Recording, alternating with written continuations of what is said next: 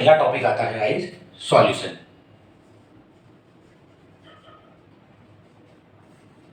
मतलब विलियन।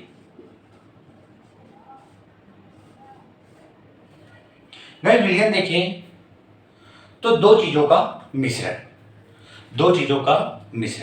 क्या कहलाएगा? विलियन कहलाएगा। अब विलियन में देखिए तो दो चीजें होती है, एक होता है विलेय और एक होता है विलायक।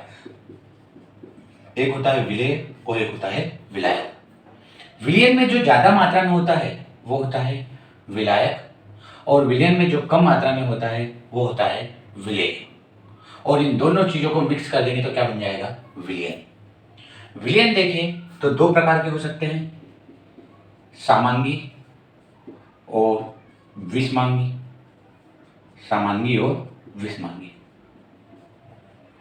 जैसे ये ले लिया मैंने क्या? पानी लिया, पानी में मिलाया क्या? नमक। पानी लिया और पानी में क्या मिलाया? नमक। पूरी तरीके से घुल गया। ऐसा विलयन जिसमें विलायक में पूरी तरीके से कौन घुल जाए? विलेय। वो विलयन कौन सा कहलाता है? समांगी विलयन। सेम टू सेम ये लिया मैंने क्या? पानी, और पानी में क्या मिला दी? रेत। कभी यहां पर देखिए तो पानी में रेत पूरी तरीके से मिल पा रही है क्या?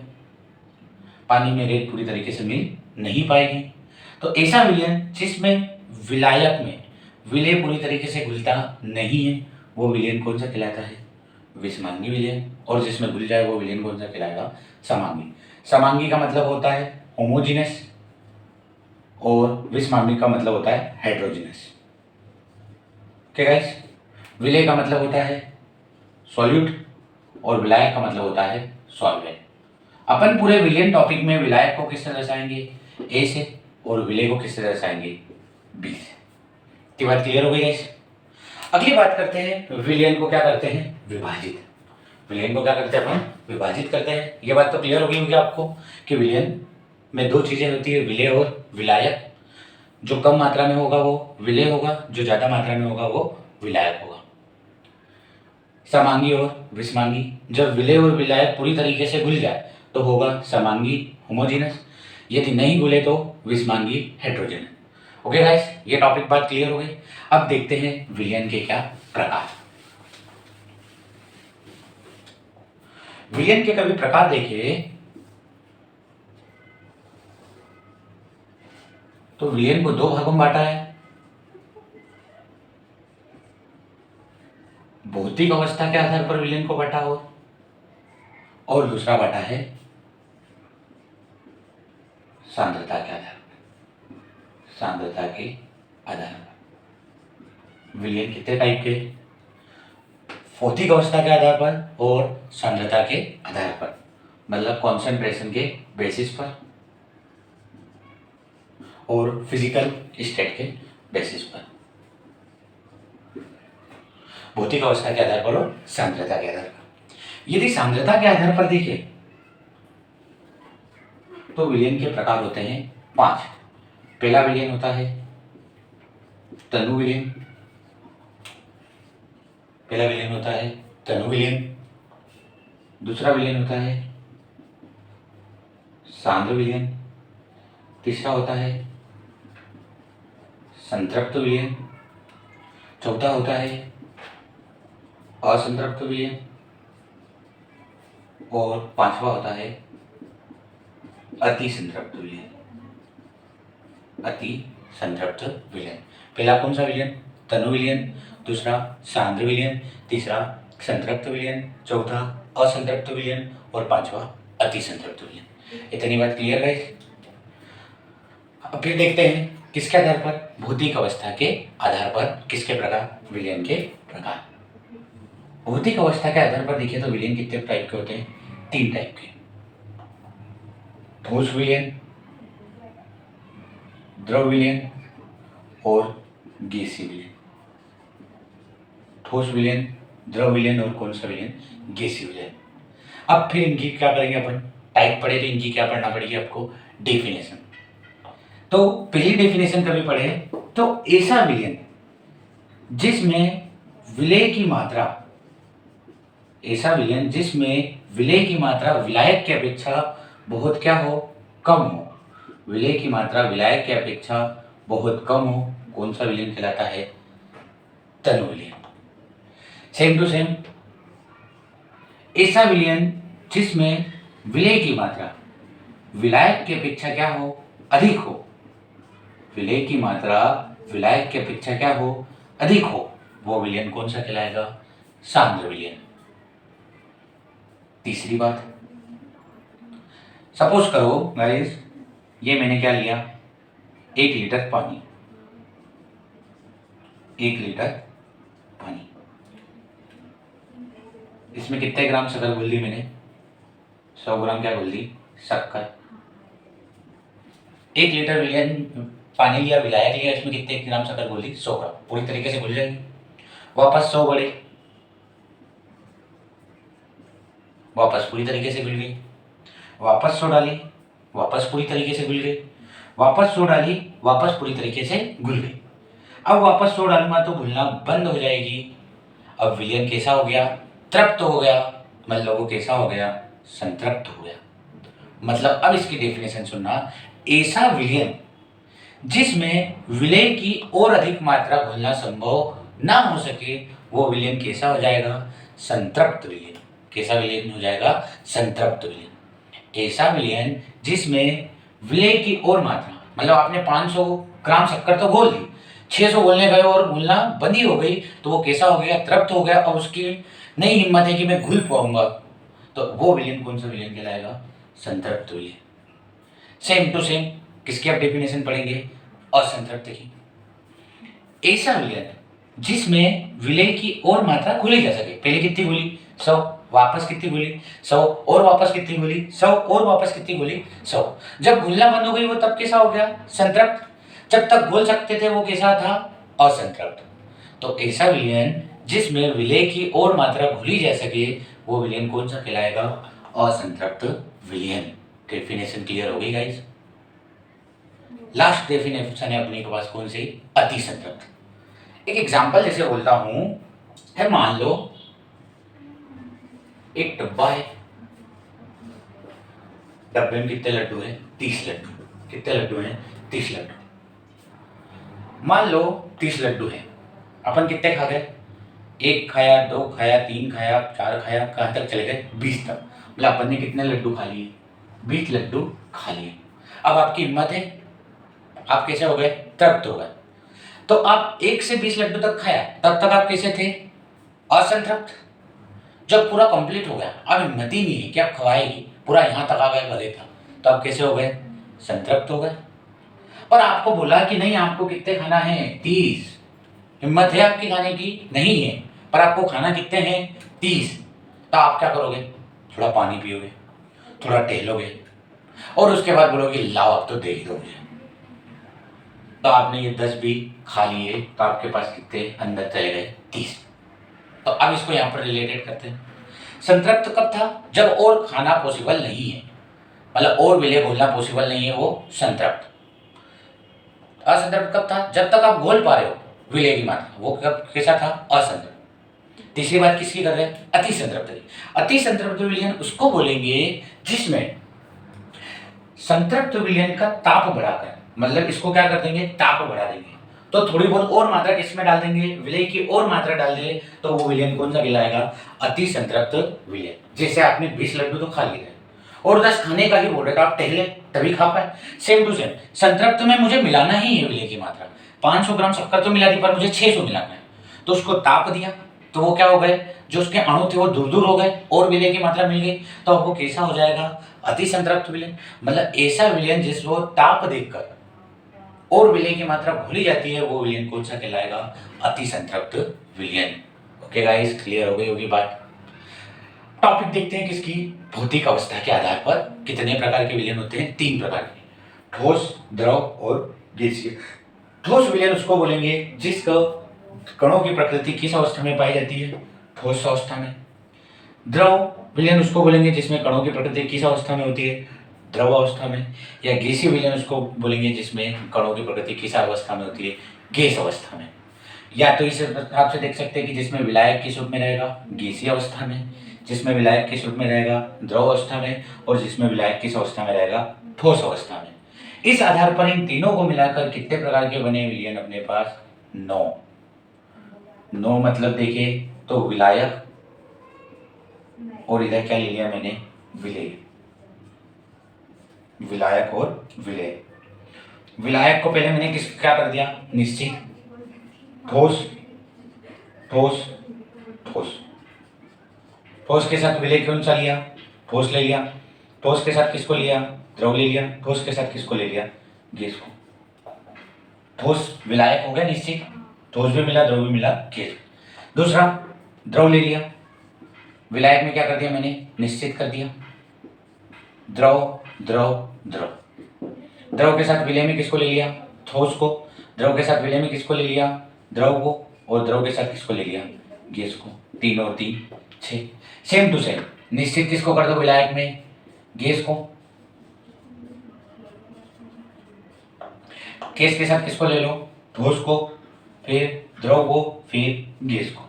तो इसी आधार पर कितने बढ़ गए अपने, 9 प्रकार के। ओके गाइस, आज की बात आपको क्लियर हो गई होगी और बहुत आसान तरीके से आपको पूरी केमिस्ट्री पढ़ाई जाएगी। बस बात यही है कि आपको रेगुलर बेस पे नोट्स में लिखना पड़ेगा, पूरा प्रॉपर नोट्स बनाना पड़ेगा। कि पॉइंट को नोट करिएगा, आपके ऑब्जेक्टिव के साथ पूरे क्वेश्चन आपके एग्जाम में बनेंगे। ओके गाइस, ठीक है। हाँ, तो अपन ने अभी तक विलयन के बारे में पढ़ चुके हैं, विलयन के प्रकार के बारे में पढ़ चुके हैं, विलयन को किस प्रकार से विभाजित किया है उस आधार पर पढ़ चुके हैं। एक तो भौतिक वर्गीकरण पढ़ा था अपन ने और एक रासायनिक वर्गीकरण पढ़ा था। अब अपन देखेंगे विलयन की सांद्रता को बताने वाली इकाइयां।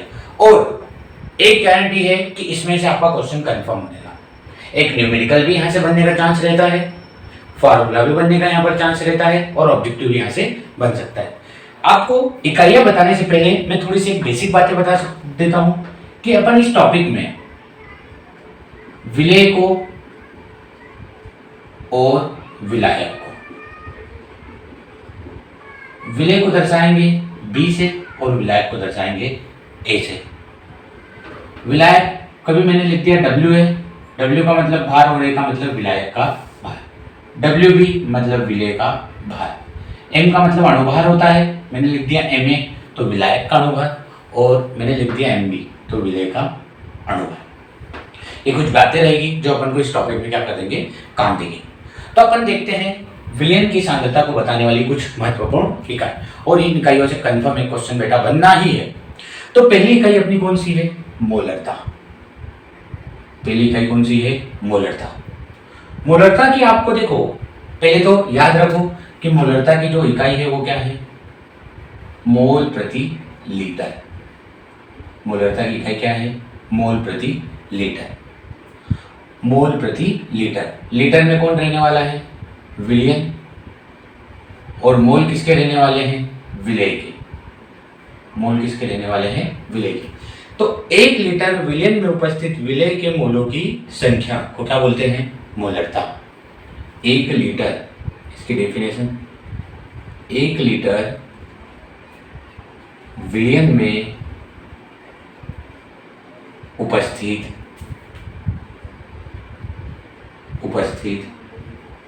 विलेय के मोलों की संख्या, मोलों की संख्या को क्या बोलते हैं, मोलरता। इसकी इकाई क्या है, मोल प्रति लीटर। मोलरता को किस तरह दर्शाते हैं, एम से। एम बराबर क्या होगा, मोल प्रति लीटर। मोल प्रति लीटर। मोल किसके देते हैं, विलेय के, मतलब मोल को दर्शाते हैं एन से, और विलेय के मोल मतलब एन बी। बी मतलब विलेय और मोल मतलब एन, विलेय के मोल, और लीटर मतलब वी, लीटर में। मोलों का फार्मूला क्या होता है, भार बटे अणुभार, मतलब एन बी की जगह आप क्या लिख सकते हो, W B upon M B, क्योंकि मोल होता है भार बटे अणुभार। जो ये वी है इसको अलग से लिख दिया, 1/V लीटर। आपके क्वेश्चन में यदि विलियन लीटर में दिया है तो ऊपर कितना रखना पड़ेगा 1, और मिलीलीटर में दिया है तो ऊपर कितना रखना पड़ेगा 1000। काय में आ जाएगा ये मिलीलीटर। पहली बात क्लियर गाइस। नेक्स्ट पे चलते हैं। किसकी भी डेफिनेशन बताना है अपन को, मोललता की। किसकी डेफिनेशन बताना है, मोललता। मोललता की डेफिनेशन देखिएगा, 1 किलोग्राम या 1000 ग्राम, 1 किलोग्राम या 1000 ग्राम विलायक में उपस्थित, विलायक में उपस्थित, विलायक में उपस्थित विलेय के मोलों की संख्या, विलेय के मोलों की संख्या को क्या बोलते हैं, मोललता।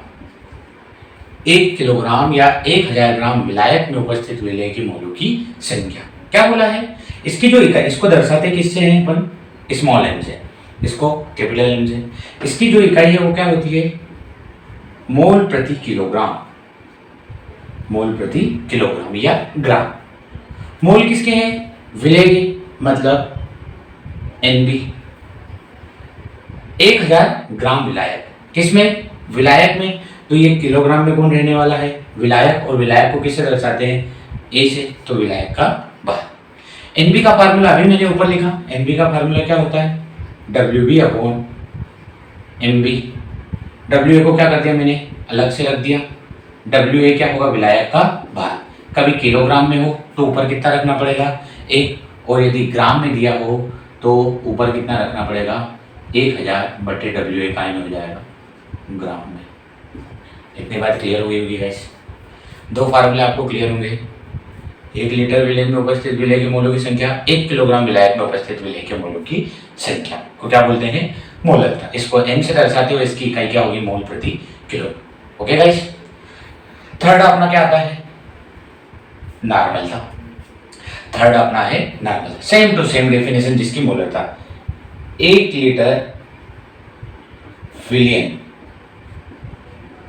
में उपस्थित, 1 लीटर विलियन में उपस्थित विलेय के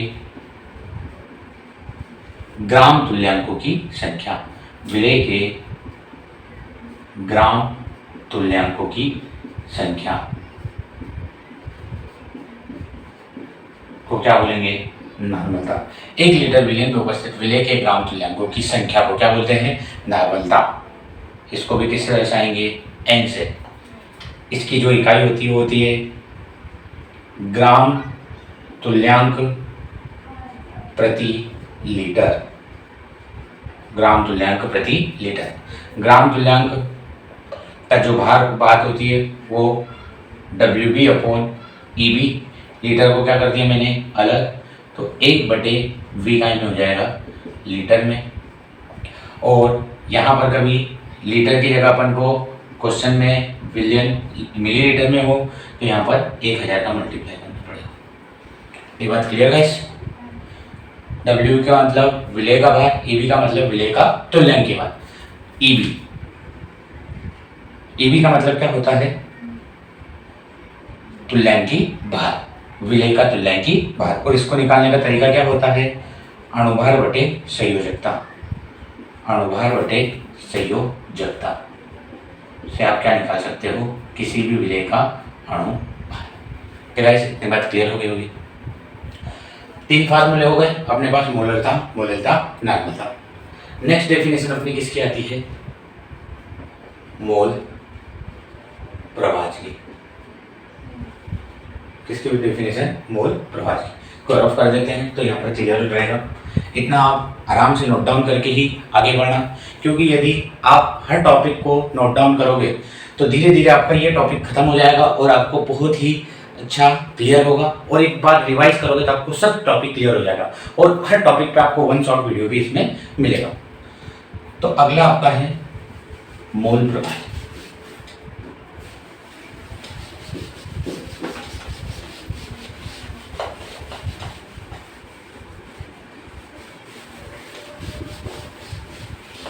मोल प्रभाषा। मोल प्रभाव की डेफिनेशन देखिए। मोल प्रभाव देखो क्या होता है, कोई सा भी विलयन होता है, कोई सा भी विलयन होता है तो इसमें विलायक के मोल भी होते हैं और विलेय के मोल भी होते हैं। तो इसकी डेफिनेशन जो बनेगी वो बनेगी, किसी विलयन में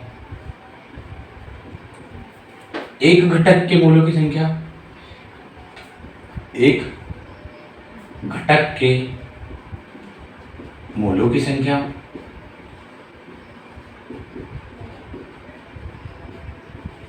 और कुल मोलों की संख्या, कुल मोलों की संख्या का अनुपात, कुल मोलों की संख्या का अनुपात क्या कहलाता है? मोल प्रभाव कहलाता है। और इसको किससे दर्शाते हैं? एक्स से। कैसे दर्शाते हैं? एक्स से। मान लो मुझे किसका मोल प्रभाव निकालना है? एक्स ए मतलब विलायक का मोल प्रभाव। तो विलायक के मोल और कुल मोलों का अनुपात, कुल मोलों का अनुपात क्या कहलाएगा? विलायक का मोल प्रभाव। सेम टू सेम मुझे किसका मोल प्रभाव निकालना है? विलेय का मोल प्रभाव। तो विलेय के मोल बटे कुल मोलों का अनुपात क्या कहलाएगा? विलेय का मोल प्रभाव। ओके गाइस, क्लियर हो रहा है? और कुल मोल प्रभाव एक्स ए प्लस एक्स बी का मान कितना होता है? 1। कुल मोल प्रभाव का मान कितना होता है? 1। और इसके बाद देखें तो जो मोल प्रभाव होती है वो कैसी राशि होती है? विमाहीन राशि। इतनी बात याद रखना है आपको। एक घटक के मोलों की संख्या और कुल मोलों की संख्या का जो रेशियो होगा, अनुपात होगा, वो मोल प्रभाव कहलाएगा। विलायक के हो तो विलायक का, विलेय हो तो विलेय, और कुल होगा तो 1। और ये कैसी राशि है? विमाहीन राशि। ओके गाइस, क्लियर हो गया? फीलिंग आ रही है आपको? नेक्स्ट टॉपिक अपना क्या? फॉर्मलता। फॉर्मलता निकालने का तरीका क्या है? किसी विलयन में या 1 लीटर विलयन में उपस्थित विलेय के ग्राम सूत्र द्रव्यमानों की संख्या, ग्राम सूत्र द्रव्यमानों की संख्या को क्या बोलेंगे अपन? फॉर्मलता। किसी 1 लीटर विलयन में उपस्थित विलेय के ग्राम सूत्र द्रव्यमानों की संख्या को क्या बोलते हैं? फॉर्मलता। और इसको रिप्रेजेंट करेंगे एफ, WB बटे FB गुणा 1/V लीटर में। यहाँ पर अपन को क्या रखना पड़ता है? द्रव्यमान रखना पड़ता है। ओके गाइस, ये इतना आपका इंपॉर्टेंट नहीं है, इसको आप स्किप भी कर सकते हो या एक डेफिनेशन के तौर पर आप इसको याद भी रख सकते हो। ओके गाइस, इतना क्लियर हो गया? अगली बात करते हैं किसकी? पीपीएम। पीपीएम का फुल फॉर्म कभी देखे तो होता है पार्ट्स पर मिलियन, पार्ट्स पर मिलियन। और पार्ट्स पर मिलियन का मतलब कितना होता है? 10 की घात 6, 10 की घात 6। तो आपको क्या इसमें डेफिनेशन में लिखना है? 10 की घात 6 विलयन में विलेय की मात्रा, विलेय की मात्रा को क्या बोलते हैं? पीपी। क्या बोलते हैं? पीपी। मतलब बहुत ज्यादा विलायक में या कोई से भी बहुत ज्यादा विलयन में अपन को किसकी मात्रा ज्ञात करना है? विलेय की मात्रा ज्ञात करना है। तो किसका यूज करना पड़ेगा? कौन सी इकाई का यूज करना पड़ेगा? पीपीएम का यूज करना पड़ेगा। मतलब बहुत ज्यादा में बहुत कम की मात्रा ज्ञात करना है विलेय की, तो आप कौन सा यूज करोगे? पीपीएम। वायु प्रदूषण में जैसे मात्रा ज्ञात की जाती है तो उसमें कौन सी यूज किया जाता है? पीपीएम, पार्ट्स पर मिलियन का। ओके गाइस, इतनी आपको क्लियर होगी? मोलकता, मोललता, नॉर्मलता, मोल प्रवाह, फॉर्मलता और पीपी। एक लास्ट इकाई होती है प्रतिष्ठा। इसको समझते हैं।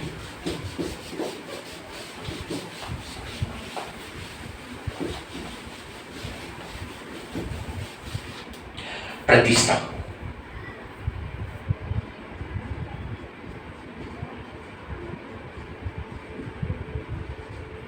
प्रतिष्ठा प्रतिष्ठा का मतलब होता है विलयन के 100 भागों में विलय की मात्रा। प्रतिष्ठा का मतलब क्या होगा? विलयन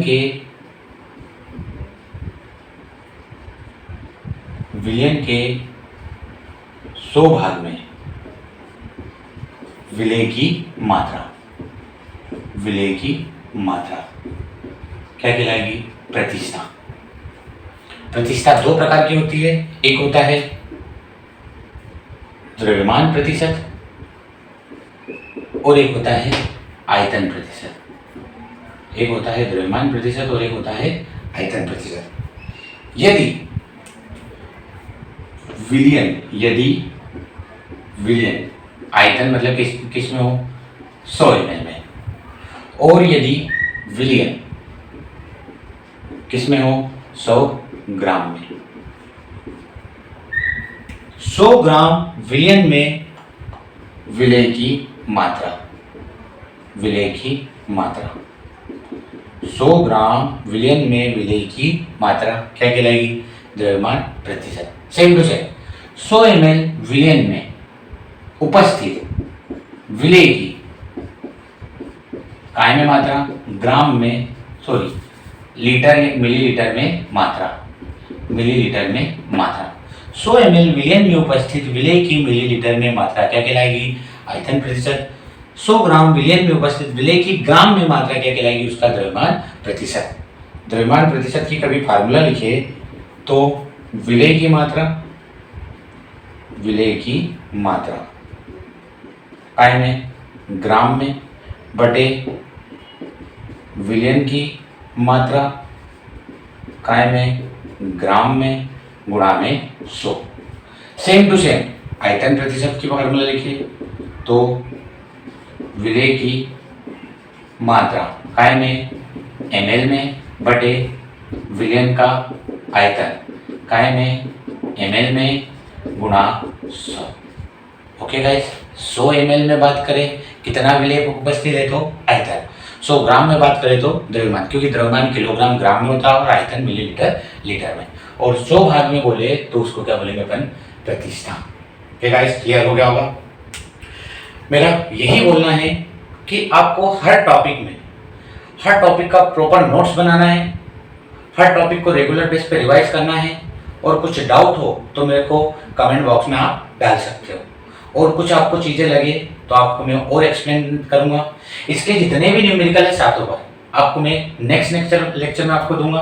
और प्लीज़ ज़्यादा से ज़्यादा बच्चों को मेरे यूट्यूब चैनल से जोड़िए, जिससे क्या होगा, दूसरे बच्चों का भी इससे बेनिफिट होगा और मुझे भी एक मोटिवेशन मिलेगा कि मेरे बच्चे वीडियो को देख रहे हैं। ओके गाइस, ठीक है, बाय बाय, नेक्स्ट लेक्चर में अपन मिलते हैं। ओके।